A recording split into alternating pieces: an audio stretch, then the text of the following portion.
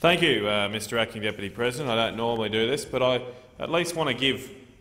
some acclaim to Senator Cameron there, because he is at least talking about a proper policy issue here. And while I think he's drawing a bit of a long bow with some of the arguments about why there might be some issues with Medicare records and those aspects, no doubt it is an important issue, and no doubt the minister and I'm sure the government will investigate those matters extensively. But what we have had today in question time here today, with all the other Labor questions from Labor senators, I should say, on issues today, is confirmation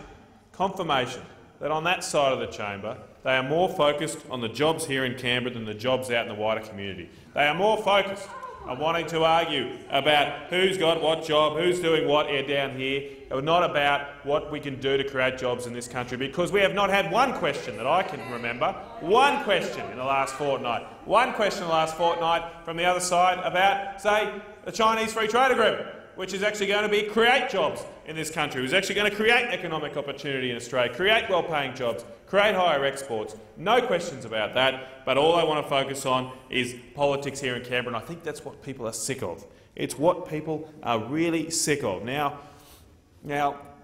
this week has been a tumultuous week for the country, but for what it's worth, from this corner of the chamber, we have been focused on delivering jobs and benefits to the people we represent. We have been focused on getting outcomes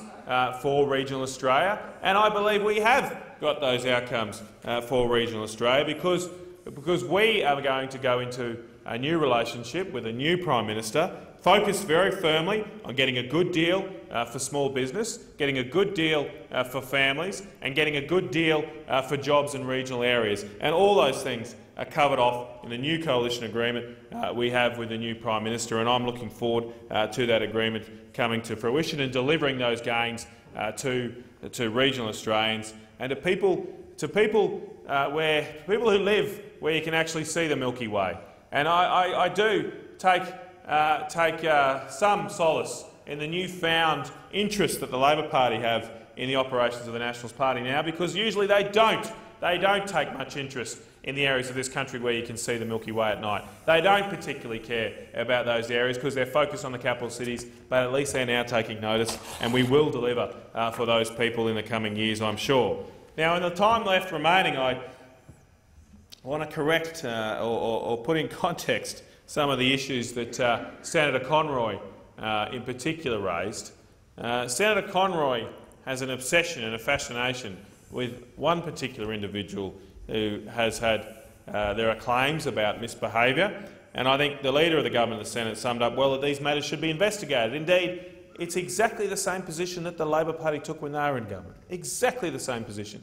Because I remember that there was a former member of the other place who had done some things in the Health Services Union that weren't all that seemly, and there were questions about that behaviour, and that was subject to a very long and extensive investigation by the Fair Work Commission. And I remember the now Leader of the Opposition, Mr Shorten, being responsible for the Fair Work Commission at the time, being responsible for those investigations. And he was asked about that once by the media, and he said that when he was asked about Mr Thompson's behaviour, he says, well, what I do know as Minister for Industrial Relations, Minister for Workplace Relations, is that there has been a Fair Work Australia investigation to parts of the Health Services Union. I do know that that investigation is taking far too long. Exactly the same approach that the government's taking for Michael Williamson, but now they want a different standard applied than what they wanted to apply when they were in government. And if I could just go one step further and say, if Senator Conroy is so concerned about corruption, so concerned about behaviour which is not up to the standard that we would expect in this country, then he may want to have a read of the Courier Mail today, where there are reported revelations from the Royal Commission of Trade Unions yesterday of a former union boss receiving a home paid for by a construction union which seems to be a seedy deal. And And while that should be investigated, if Mr Conroy thinks people should be removed before an investigation, I'm sure he can have a bit more influence over Dave Hanna than over Michael Lawler, which his questions focus on today.